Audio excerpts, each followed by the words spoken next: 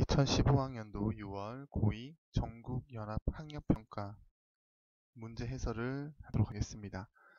오늘은 시험 삼아 1번부터 5번까지 문제에 대해서 간단하게 설명을 하도록 할 테니까 여러분들은 이걸 참고해서 공부해 주시고 기말고사 잘 쳐주시기 바랍니다. 1번은 그렇게 많이 출제되는 문제는 아니지만 항상 1번 문제 나올 정도의 쉬운 문제입니다. 지금 이 관광이 어떤 관광인지에 대해서 보고 그것에 대한 관광의 개념 그리고 옳은 설명을 찾는 건데요. 지금 첫째에서부터 넷째까지 보게 되면 인간과 자연의 조화를 추구하는 생태 관광임을 알 수 있습니다.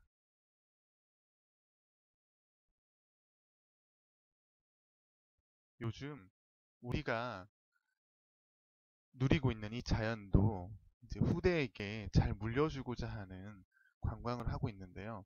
거의 반대 개념으로 과거 많은 사람들이 했던 관광을 우리는 대중관광이라고 합니다. 자, 보기 문항을 보게 되면 1번은 대중관광이죠. 위에 보고 있는 관광과는 거리가 멉니다. 그리고 니은에 보면 대규모 시설과 관광객 유치 등 질보다 양을 중시하는 관광은 바로 대중관광의 특징이 됩니다. 니은도 안 되죠? 그럼 정답은 이미 디귿과 리을 5번으로 나오게 됩니다. 자, 그러면 생태관광은 어떤 특징을 가지고 있는지 잠시 볼게요. 우선 지역의 특성을 활용합니다. 대중관광은 대부분 비슷한 것들을 보게 돼요. 하지만 생태관광은 그 지역이 가지고 있는 자연환경이나 문화유산들을 잘 활용하는 관광이죠. 그리고 지속가능한 관광을 지향합니다. 우리 앞에 생태학적 관점에서도 바로 지속가능한 개발 이런 것들과 연결이 된다 그랬죠. 그리고 환경 피해를 최소화하면서 자연을 이해하는 관광, 바로 리을의 보기가 핵심이 되는 용어라고 할 수 있습니다. 2번은 고지도와 관련된 문제가 되겠죠. 자, 첫 번째 나와 있는 고지도, 그리고 두 번째 나와 있는 고지도, 이것들은 어떤 지도인가? 보통 고지도 문제는 조선 전기와 조선 후기를 구분하면서 시험 문제가 나오죠. 자, 먼저 기역에 나와 있는 이 고지도, 혼일 강리도를 살렸고, 그다음에 권근이 어, 만들었던 지도, 바로 혼일 강리 역대 국도 지도입니다. 자, 이 지도의 특징이 뭐라 그랬어요? 중화 사상을 반영한다 그랬죠. 그다음에 조선의 언제입니까? 전기가 됩니다. 자, 그리고 고산자, 바로 고산자가 누구의 호죠? 바로 김정호 선생님의 호죠. 고산자 김정호가 만든, 자, 우리가 가장 많이 알고 있는 지도, 대동여 지도가 되겠죠. 바로 조선의 언제입니까? 조선 후기가 되겠죠. 무슨 사상이 들어가 있죠? 바로 실학 사상이 들어가 있죠. 자, 그러면 1번 기역은 목판본. 자, 목판본은 어떤 지도의 특징이에요? 바로 대동여 지도의 특징이죠. 그러면 혼일강리 역대 국도지도를 뭐라고 합니까? 손으로 그렸죠. 손으로 그린 걸 우리는 필사라 합니다. 필사본입니다. 그 다음에 니은 대동여 지도는 중화사상과는 좀 거리가 있죠. 바로 중화사상이 조선 전기의 대표적 특징이죠. 그래서 1번, 2번은 다 옳지 않습니다. 그 다음에 니은 대동여 지도는 옆에 지도표를 가지고 있고 그 지도표를 통해서 많은 지리 정보를 표현하려고 했죠. 바로 3번이 정답입니다. 자, 4번 시기는 누가 더 늦어요? 바로 니은 지도가 더 늦죠. 그 다음에 두 지도 모두 정확한 실제 거리를 계산은 불가능합니다. 특히 혼일강 역도 지도는 뭐 정확한 거리 같은 개념이 거의 포함되어 있지 않아요. 그리고 대동여 지도에는 심리마다 방점을 찍어서 거리를 알 수 있긴 했지만 정확한 실제 거리는 알 수 있는 게 아닙니다.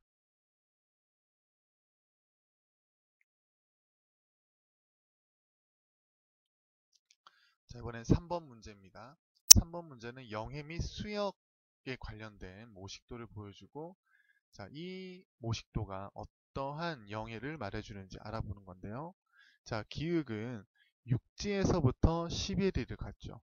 바로 무슨 기선 방법을 썼나요? 통상 기선 방법을 썼죠. 자, 니은은 육지에서부터 한 게 아니라 가장 바깥쪽에 있는 섬에서부터 12해리를 갔어요. 바로 니은이 바로 직선 기선이 되죠. 자, 1번부터 볼까요? 황해는 기역을 기선으로 한다. 아니죠. 자, 우리가 통상 기선을 주로 쓰는 데가 어디예요? 자, 동해안과 울릉도, 독도, 그 다음에 제주도 일대가 이 통상 기선을 쓰죠. 자, 직선 기선은 어디예요? 바로 황해와 남해, 그리고 대한 해협에서도 이 직선 기선을 사용한다고 했습니다. 자, 그래서 1번은 틀렸죠. 자, 그 다음에 기역. 평균 해수면을 기준으로 한다. 그렇지 않고 가장 해수면이 낮았던 최저 조위선을 기준으로 해서 이 통상 기선이든 직선 기선이든 모두 기선을 그어 11일을 합니다. 그 다음에 3번 독도 주변의 A는, 자, 독도 주변의 A가 바로 뭐예요? A는 영해가 되겠죠. 자, 영해는 우리나라의 절대적인 주권이 미치는 범위입니다. 한일 중간 수역은 바로 영해와는 개념이 다른 배타적 경제 수역에 해당되죠. 그래서 2번, 3번 모두 옳지 않습니다. 자, 4번 대한해협 무슨 기선을 사용한다고 그랬어요? 바로 직선 기선을 사용합니다. 그런데 이 대한해협은 해협, 좁은 해협입니다. 그렇기 때문에 3의 리를 적용하여서 직선 기선을 하고 있습니다. 정답은 4번이에요. 자, 그다음에 C. 바로 C가 뭐예요? 배타적 경제 수역. 자, 영어 약자로 하면 EEZ. 자, 여기는 외국의 무역선은 무역선이 아니어도 다른 배도 상관없어요. 자유롭게 통항을 할 수가 있습니다. 그 다음에 4번. 자, 독도는 시험 문제 굉장히 많이 나오는 아주 중요한 시험 문제거리인데요. 자, 독도에 대한 설명을 하고 있고 그것에 대해서 옳지 않은 것을 또 고르는 거예요. 지금 보면 옳지 않은 문제들이 꽤 많은데요. 원래 시험을 출제할 때는 옳은 것을 많이 내도록 되어 있습니다. 옳지 않은 것은 뭐 그렇게 좋은 문제라고 볼 수 없어요. 자, 기역. 울릉군은 어디에 있어요? 바로 경상북도에 속해 있죠. 자, 이걸 모르면 뭐 거의 바보라고 봐야 되겠죠. 그 다음에 독도는 우리나라의 가장 어디입니까? 가장 극동, 가장 동쪽에 있어요. 가장 동쪽에 있기 때문에 일출 시간이 가장 이르겠죠. 그렇죠? 근데 일몰 시간도 어떻습니까? 일몰. 해가 지는 것도 가장 빨리 집니다. 이 모두 다 이 독도는 이르다라고 하면 정답이 되겠어요. 그 다음에 독도는 울릉도에서 보게 되면 맑은 날에 육안으로 볼 수가 있습니다. 이 육안으로 볼 수 있다는 것이 우리나라의 영토라는 것에서도 굉장히 중요한 요인으로 작용을 합니다. 그 다음에 리을의 대부분의 해안은 완경사가 아니에요. 이 독도나 울릉도는 종상화산이에요. 종상화산은 굉장히 급한 화산이죠. 게다가 이 바다에서 폭발한 화산이기 때문에 굉장히 빨리 식으면서 경사가 훨씬 더 급해져 있습니다. 그래서 완경사라고 했던 이 4번이 옳지 않은 거가 되겠죠. 그 다음에 이 독도 주변은 난류와 한류가 만나는 조경수역으로서 어족 자원이 굉장히 풍부하죠. 그 다음에 5번. 5번 같은 문제를 우리는 자료 분석 문제라고 합니다. 뭐 북한과 남한의 어떤 통일 뭐 이런 식의 개념보다는 자료를 분석하고 그 분석이 맞냐 틀리냐를 물어보는 문제예요. 자, 먼저 기억부터 볼게요. 남북교역 유형은 점차 단순화되고 있다. 지금 2008년도에서 보게 되면 경제협력, 일반 가공 교역 및 위탁 가공, 비상업적 거래 이렇게 크게 세 가지의 교역이 이루어지고 있었는데 2011년부터는 두 가지로 줄었죠. 그리고 2013년에는 경제협력만 있는 유형이 어떻게 되고 있다고 할 수 있어요.